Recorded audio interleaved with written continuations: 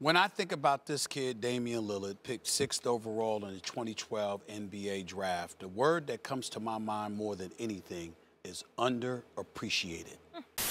This is tough because I think I would put 5 point guards ahead of Damian Lillard. Okay. Both guys in Houston, if we're counting James Harden and Chris Paul. Okay. Steph Curry, of course. And then I slightly take both Kyrie Irving and Russell Westbrook.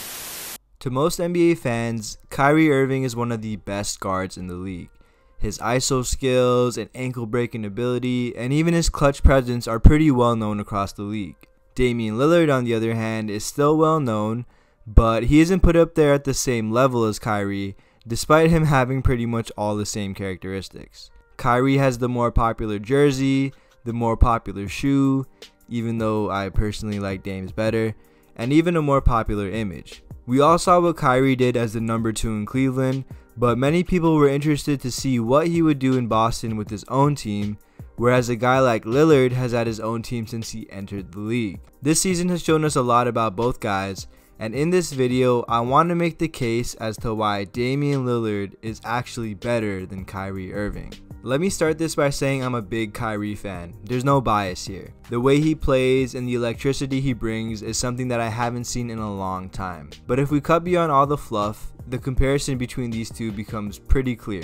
Let's start where the difference is the hardest to see, which is on the court. This season, Kyrie is putting up career numbers averaging 24 points, 7 dimes, and 5 rebounds. His shooting splits are sitting at 49% from the field, 40% from 3, and 86% from the line, while getting to the line about 3.3 times per game. Not bad at all. Not only is Kyrie scoring with great efficiency, but he's also getting his teammates involved more than he ever has before with his career-high 7 assists per game.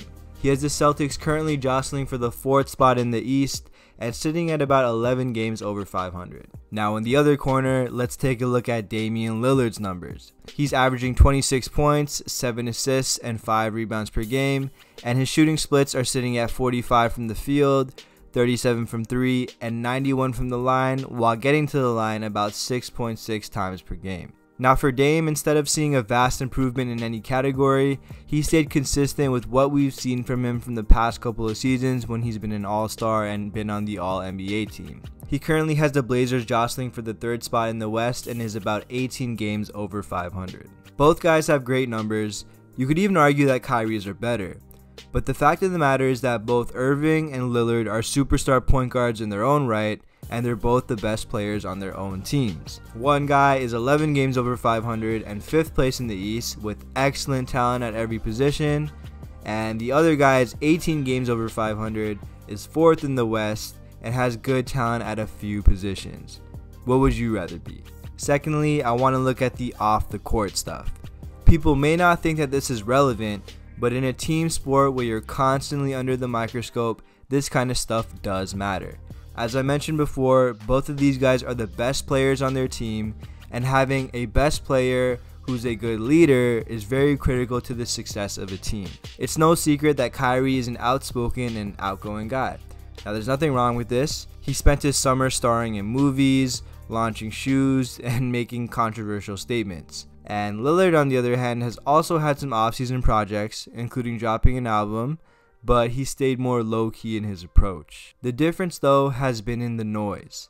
All season long, we've heard rumblings on how Kyrie's leadership has been up and down, and there have been so many quotes that have come out about his leadership, and even questioning if he's even going to be on the team next year. I mean, how good of a leader could you be if you're not even committed to being on the team past this season?